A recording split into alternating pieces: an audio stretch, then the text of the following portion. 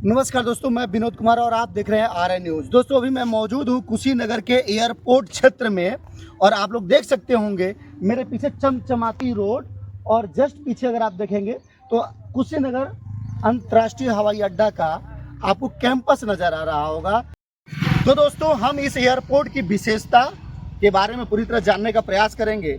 चूँकि यह एक अंतर्राष्ट्रीय हवाई अड्डा है कुशीनगर, और कुशीनगर अंतर्राष्ट्रीय हवाई अड्डा बनने का कारण बौद्ध परिपथ तो या फिर यूं कहें कि बुद्ध सर्किट।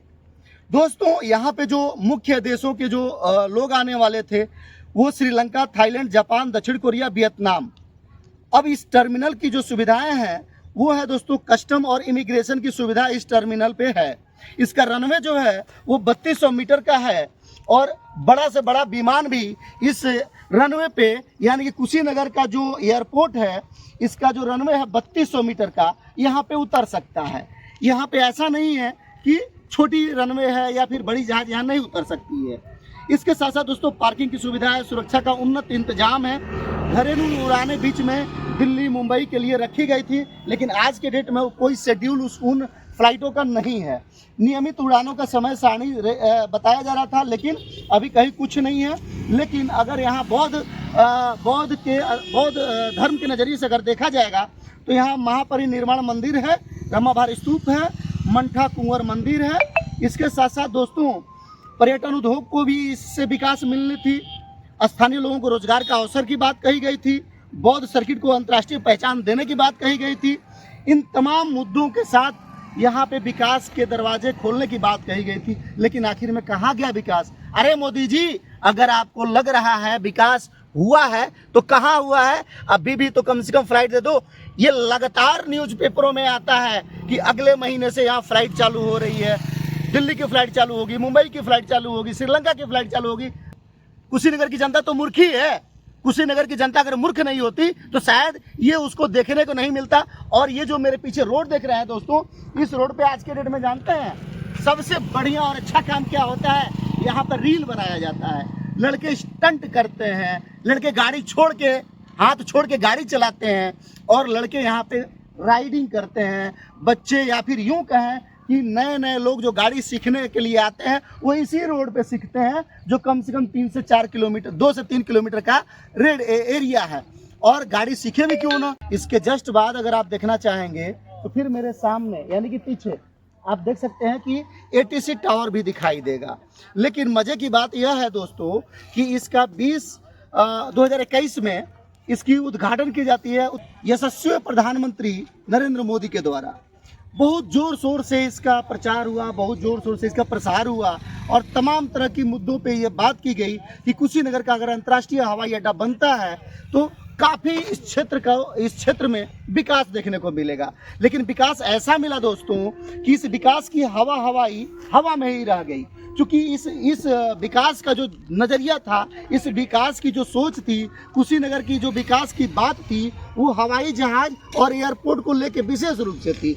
लेकिन हवाई जहाज़ जब उड़ता है तो वो भी आकाश में उड़ता है। हवाई जहाज़ जब चलता है पैसेंजर को लेके तो गड़गड़ाहट के साथ चलता है। लेकिन इस कुशीनगर की धरती पर, इस कुशीनगर अंतर्राष्ट्रीय हवाई अड्डे पर उस गड़गड़ाहट की आवाज़, वो बहुत पावरफुल साउंड दिखने को या सुनने को नहीं मिलते हैं। क्योंकि वो जो विकास का मुद्दा था वो बस एक चुनावी मुद्दा था। लगभग 260 करोड़ की लागत से बना यह एयरपोर्ट आज अपने विकास की या फिर उड़ाने की बाट जो रहा है या खोज रहा है।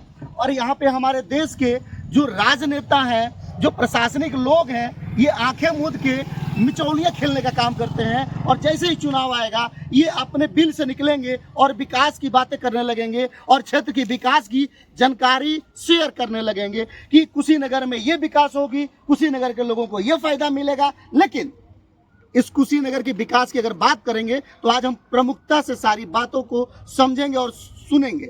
चूँकि जब यह एयरपोर्ट बना तो 5 से 6 देशों की यहाँ से फ़्लाइट होनी थी और 5 से 6 देशों की जो फ़्लाइट थी वो श्रीलंका की थी, वो थाईलैंड की थी, वो जापान की थी, या बौद्धिस्ट सर्किट या बौद्धिस्ट देश जो थे वहाँ से इस फ्लाइट की व्यवस्था की जाने की बात कही जा रही थी। उसके साथ साथ घरेलू उड़ानों की भी बात कही जा रही थी। लेकिन यह एयरपोर्ट अंतर्राष्ट्रीय लेवल यानी कि 3200 एरिया में इसका रनवे है और इस एयरपोर्ट का जो रनवे है 3200 होने के बावजूद एक भी फ्लाइट नहीं आती है, चाहे नेशनल इंटरनेशनल कोई भी हो। यहाँ पे अगर लैंडिंग होती है तो केवल हमारे देश के प्रधानमंत्री, हमारे देश के मुख्यमंत्री, हमारे देश के राज्यपाल या फिर ऐसे क्या है कि विशेष विमान यहाँ पे उतरते हैं और अपनी कार्य करने के बाद वो विशेष विमान फिर से उड़ जाते हैं। लेकिन वो 260 करोड़ रुपए की लागत से बना यह एयरपोर्ट जो किसानों की ज़मीनें ले गई, जिन किसानों ने इस एयरपोर्ट के लिए अपनी ज़मीनें दी, लेकिन वो भी आज खाली हाथ बैठे पड़े हैं और वो भी इस विकास के नज़रिए को देखना चाहते हैं। वो किसान भी आज अपने आप को ठगा महसूस करते हैं। वो किसान सोचने पे मजबूर होते हैं कि आखिर में वो विकास कहाँ गया जो 2014 में एयरपोर्ट के माध्यम से, मैत्री प्रोजेक्ट के माध्यम से तमाम चीज़ों की बात कही जा रही थी, तमाम विकासों की बात कही जा रही थी। लेकिन आज भी वह किसान ठगा ही है और वो ठगा महसूस करता है। आखिर में क्यों? क्या उसके जो प्रधानमंत्री हैं नरेंद्र मोदी जी, क्या ये बात भूल गए? चुनावी मुद्दों में जो उन्होंने अपनी बातें कही, क्या वो भूल गए? क्योंकि जब 2021 में इस एयरपोर्ट का उद्घाटन हो रहा था, उस टाइम उन्होंने चीनी मिल यानी कि पडरौना का चीनी मिल हो गया, कुशीनगर को चीनी का कटोरे का उन्होंने बात कही थी। उसके बाद से मेडिकल कॉलेज की बात कही थी, मैत्री में तमाम परियोजनाओं की बात कही थी। लेकिन धरातल पर उतरा क्या? बस एयरपोर्ट। और एयरपोर्ट के बाद भी जो विकासें थी इस कुशीनगर के लिए, वो धरी की धरी रह गई। आज के डेट में जो घरेलू उड़ानें होनी चाहिए, अरे कम से कम आप नेशनल इंटरनेशनल फ्लाइट नहीं दे सकते हैं तो कम से कम घरेलू उड़ानें आप चालू कर दें।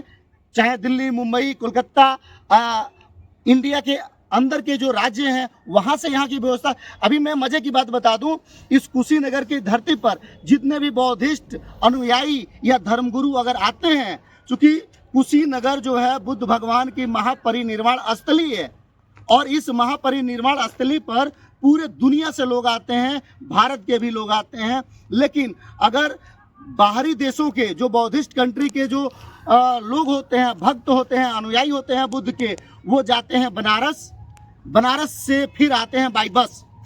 चूँकि उनकी फ़्लाइट बनारस तक की होती है, यहाँ कुशीनगर तक की नहीं होती है। उनको अगर जाना होता है तो बस से लखनऊ, नेपाल, अन्य देशों में या फिर अन्य भारत के राज्यों में जाने का काम करते हैं। आखिर में क्यों? कौन सा विकास है ये?